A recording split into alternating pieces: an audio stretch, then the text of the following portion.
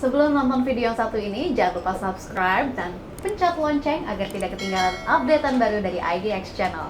Ke Pak Anderson dari platform yang Anda kembangkan, bagaimana posisi atau keberadaan infrastruktur sampai sejauh ini dengan memanfaatkan teknologi yang terus berubah dalam waktu yang cepat. Bagaimana penyesuaian yang dilakukan oleh Ajaib, kemudian apa yang diberikan, terutama untuk menarik minat ini, terutama dari generasi milenial untuk berinvestasi di saham berbasis syariah.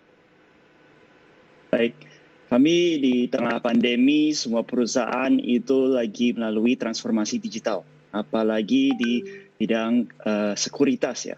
Karena nasabah sudah tidak bisa lagi ketemu di cabang ataupun ketemu dengan sales karena ada social distancing, menjaga jarak.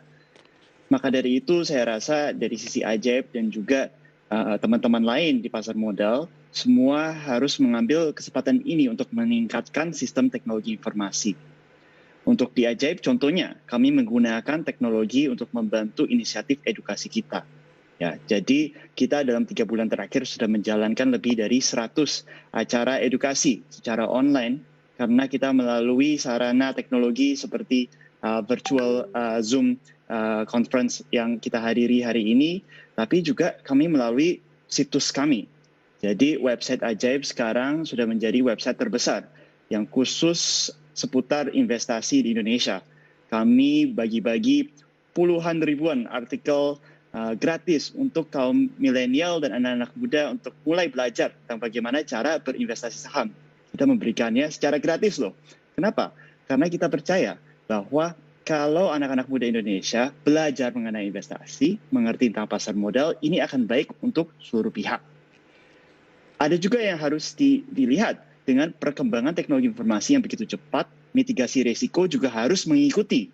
Contohnya, dengan sistem yang lebih kompleks, tentunya kita harus fokus terhadap sistem cybersecurity dan juga data privacy. Ini sangat penting.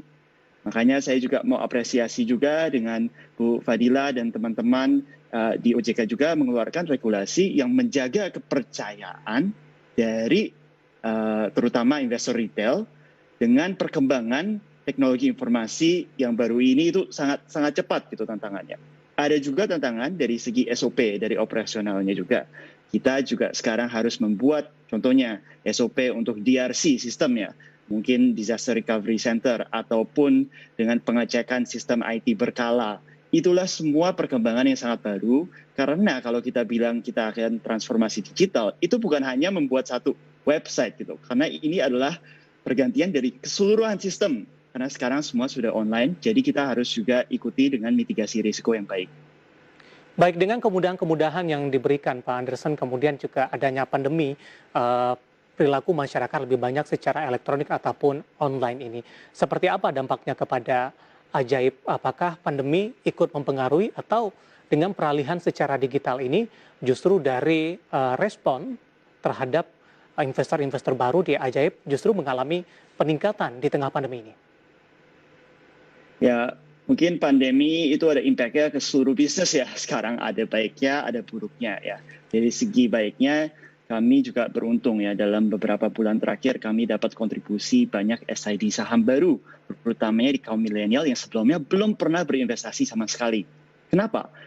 Menurut kami mungkin ini karena semua orang sekarang dalam lockdown ya di rumah ya. Mereka mencari ada peluang apa di mana mereka bisa ya dapat side income gitu ya. Dan pasar modal itu satu-satunya menurut saya adalah instrumen yang sangat baik untuk democratize keuangan di Indonesia. Jadi kalau perusahaan itu lebih berkembang, saya juga mau melihat lebih banyak kaum milenial, anak muda Indonesia juga bisa berpartisipasi dalam perkembangan perusahaan itu.